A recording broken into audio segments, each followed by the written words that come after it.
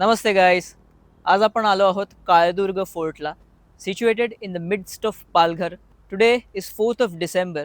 Hence the weather is pleasant, the sun is just out and I am ready to start this adventure. First things first, तुम्ही काळदुर्गला याल कसे? सगळ्यात पहिले Palghar railway स्टेशनपर्यंत तुम्ही local ट्रेनने प्रवास करा. पालघर रेल्वे स्टेशनला आल्यावर वेस्टच्या एक्झिटने बाहेर पडल्याच तुम्हाला शेअरिंग टॅक्सीज मिळतील. त्यांना सांगायचं वाघोबा टेम्पलला उतरायचं आहे. 30 रुपीज पर पर्सन शेअरिंगमध्ये तुम्ही इकडे खाली वाघोबा टेम्पलपर्यंत उतरू शकता. ज्या टेम्पलच्या मागेच ट्रेकचा स्टार्टिंग पॉईंट आहे. Let's explore guys.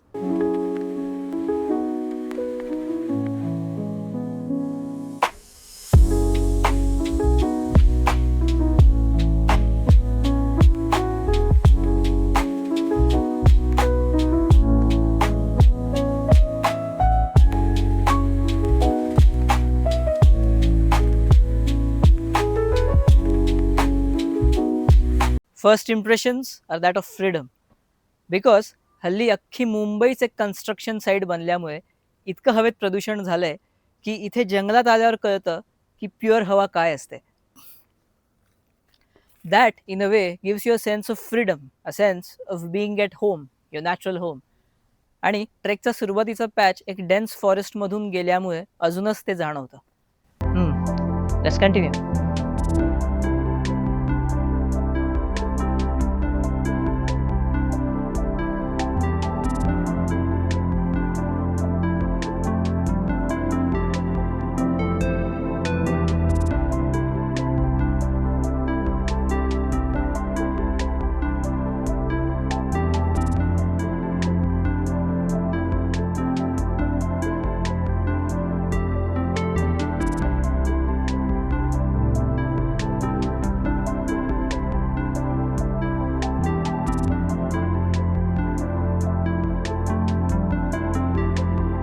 आणि मी मोस्ट ऑफ माय ट्रेक्स वीकडेजना केल्यामुळे मला आज गर्दीही मिळाली नाही आहे.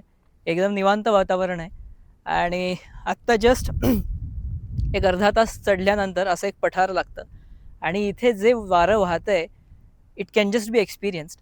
मला अजूनही आठवतं, शाळेमध्ये संस्कृतमध्ये आम्हाला एका धड्यामध्ये होतं षडवैद्य, म्हणजे नॅचरल 6 डॉक्टर्स, त्यापैकी एक म्हणजे नॅचरल वाहणारं वारं. आणि तुम्हाला कल्पना नाही आहे आपण शहरात राहून राहून त्या वाऱ्यापासून किती वंचित असतो. Alright, let's continue.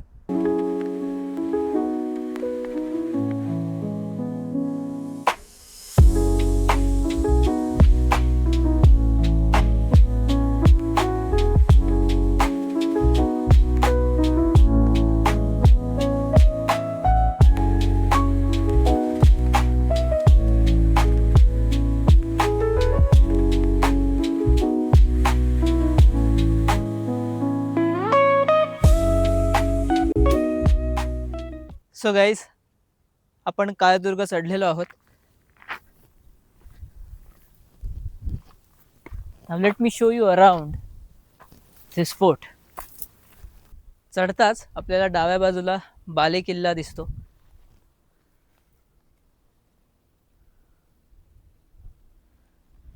इकडे वर आपण जाणार आहोत नंतर. आधी इथे लागणारी सगळ्यात पहिली पाण्याची टाकी बघा. अर्थात हे पाणी आता पिण्यालायक नाही राहिले.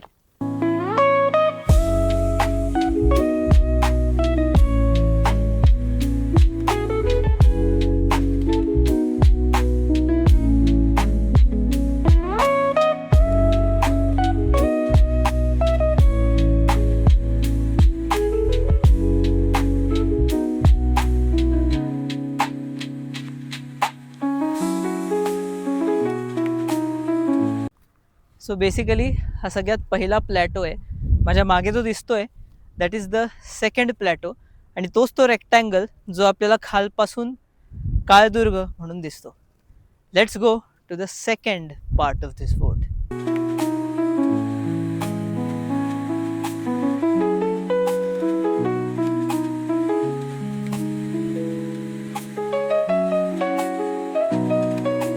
आत्ता तुम्हाला माझ्या मागे जी दिसते ती दुसरी पाण्याची टाकी.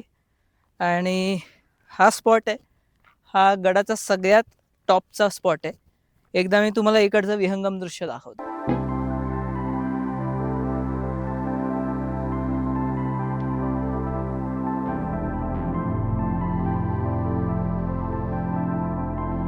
माझ्या ह्या बाजूला अशेरी गड आहे आणि आत्ता माझ्या बरोबर समोर अरेबियन सी आहे.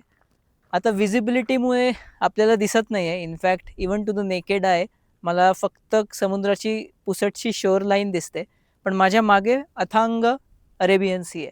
सो बेसिकली मी इंटरनेटवर सर्च केलं, पण मला काय ह्याची भरोसेमंद माहिती मिळाली नाही. पण एकूणच हा दुर्ग फिरल्यावर असं लक्षात येतं की हा एक वॉच टॉवर असावा to keep an eye on coastal invasions. This would have been a good strategic point ज्याच्यावरून एनिमीजची वाटचाल सहजपणे लक्षात येते. आता आपण जाऊयात ह्या दुर्गच्या सगळ्यात शेवटच्या भागात.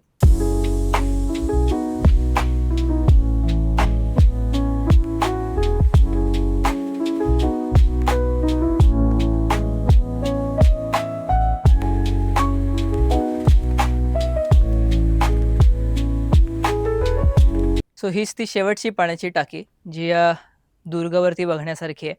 नाहीतर आपण हा पूर्ण दुर्ग कव्हर केला आहे. छोटासा दुर्ग आहे, ट्रेक पण छोटासा आहे. I have found the perfect spot to have my breakfast which is there. तिथे सूर्य आहे, सो या दगडामुळे मला सावली मिळेल आणि that is where I am going to have my breakfast. So all in all हा एक छोटासा आणि सोपा ट्रेक आहे. तुम्ही विदाऊट एनी गाईड आरामात येऊ शकता कारण the path is well marked. Plus for a beginners this is a perfect trek कारण स्टॅमिना वाईज पण हा इझी होता. आणि आय एम सरप्राईज्ड बिकॉज हा माझा असा पहिला ट्रेक आहे जिथे मला एकही वाटाड्या मिळाला नाही. बिकॉज युजली आत्तापर्यंत मी जितके ट्रेक केलेत सगळ्या ट्रेक्सच्या पायथ्याशी मला कुठला तरी कुत्रा मिळतो आणि तो मला वरपर्यंत सोडतो. पण आज तसं काही झालं नाही. So in that way this is a unique experience. आणि मी एक डोकं चालवलं.